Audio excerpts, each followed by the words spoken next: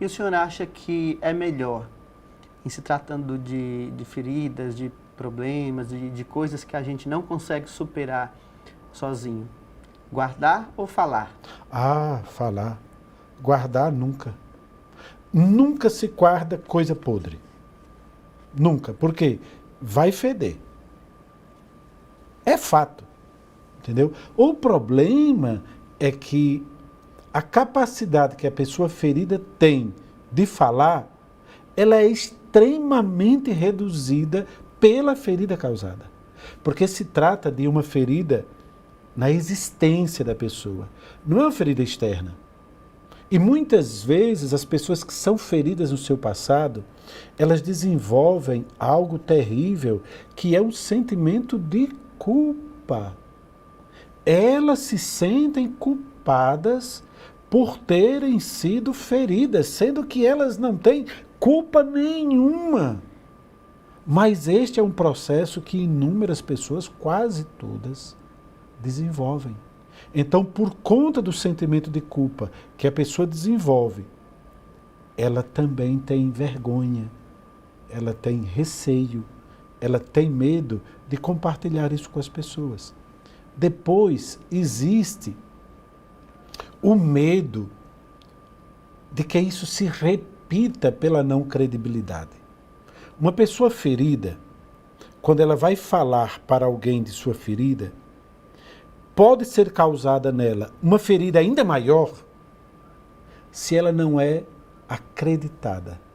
Se quem escuta, por exemplo, diz assim, isso não é nada, isso é bobeira, tem certeza que foi isso? Não, mas fulano de tal não podia ter feito isso. Isso deve ser invenção sua. Você pense na gravidade disso. Você tem uma ferida, você vai compartilhar com alguém essa ferida, o que causou e etc e tal, e a pessoa com quem você vai compartilhar não acredita em você. E isso causa uma ferida tão grande quanto, muitas vezes. Então a pessoa também desenvolve um medo, um receio. Será que vão acreditar em mim? Por exemplo, uma criança que é abusada por seu próprio pai. Ela só tem a sua mãe para falar. Mas ela sabe que a mãe ama o pai. Então essa criança tem condições de chegar para a mãe e dizer eu fui abusada por meu pai? Porque a probabilidade dessa mãe acreditar ou não acreditar é 50%. Né? Essa é a primeira coisa. Segunda coisa, às vezes, no caso da criança, ela custa acreditar. Ela mesma custa acreditar no que está acontecendo com ela. Não é possível que meu pai, meu irmão, meu avô, minha avó, meu tio tenha feito isso comigo. Não é possível. E é daí que às vezes vem o sentimento de culpa. Eu devo ter facilitado, dado a entender, enfim, o que é trágico, o que é horrível. Então nem sempre é fácil para a pessoa verbalizar. No entanto, a pessoa sempre verbaliza, nem sempre falando. Mas muda comportamento. Às vezes, muda o físico da pessoa.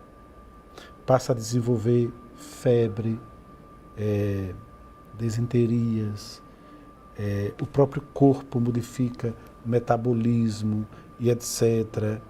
Desenvolve questões emocionais da pessoa ficar mais retraída ou mais agressiva. A pessoa muda, entendeu? A pessoa que é agredida, às vezes ela não consegue falar dizendo, mas ela sempre fala de outros modos, de outros jeitos, de outras maneiras. Então, quem ama alguém precisa começar a observar este alguém que a gente ama quando este alguém muda comportamento. Né? Precisa ver. Por exemplo, a criancinha que de repente começa a ficar sempre doente, não tem causa, não tem motivo, não tem nada.